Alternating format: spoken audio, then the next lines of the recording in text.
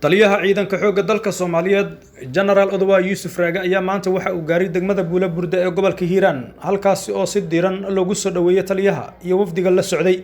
garoonka diyaaradaha Buulaburda waxaa taliyaha ciidanka xoogga dalka Soomaaliyeed General Odawa Yuusuf Raage ku soo dhaweeyay taliyaha qaybta 7-aad General Ahmed Maxamed Cali Sawtreedisho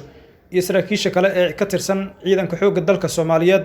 ujeedka socdaalka taliyaha ciidanka xoogga dalka Soomaaliyeed waxaa lagu sheegay ka qaybgalka munaasabadda daafurka taliska qaybta 7-aad oo maanta lagu qabtay degmada Buulaburda ee gobolka Hiiraan. Taliyaha Odawa ayaa sidoo kale waxaa la filayaa in kulamo kala duwan uu la qaato saraakiisha qaybta 7-aad isagoo kala hadli doono dardargelinta howlaha ka dhanka ururka Al-Shabaab oo marar badan halkaas weerar ka geystay. Taliyaha ciidanka qaybta 7-aad General Ahmed Maxamed Cali Sawtreedisho ayaa faahfaahin waxa uu ka bixiyay ujeedka socdaalka taliyaha ciidanka xoogga dalka Soomaaliyeed General Odawa Yuusuf Raage uu maanta ku soo gaaray degmada Buulaburda ee gobolka Hiiraan. alxamdulillah saakay waxaa na soo gaaray taliyaha ciidanka xoogga dalka Soomaaliyeed General Odawa oo degmada Buulaburda booqasho noogu yimid howlo shaqo awgeed insha Allah howlahaasna maxaan ku iraadaa wararkooda tafaftiran dibaanka laga heli doono.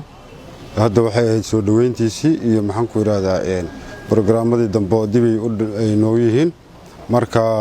waan soo dhaweynay alxamdulillah waxaan kalena maxaan ku iraadaa iyo shaqadii loo yimidna insha Allah bariyan dib ka faahfaahin doona haddii Ilaahay ujeedka socdaalku waxa waaye in taliska qaybta 7-aad oo laga aasaasay degmada Buulaburda furitaankiisii la furo haddii Ilaahay maadaama si isxilqaan ay ku dhisatay qaybta 7-aad asaguna uu maxaan ku iraadaa taliyaha ciidanka xoogga dalka Soomaaliyeed uu nagu caawiyo inuu noo furo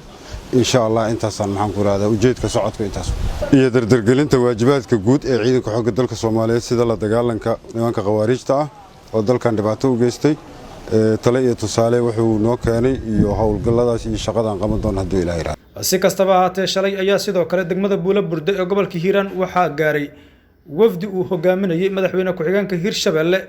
Yuusuf Axmed Hagar Dabageed iyaga oo halkaasi ka wada kulamo kala duwan oo ay la qaadanayaan maamulka degmada iyo odayaasha dhaqanka.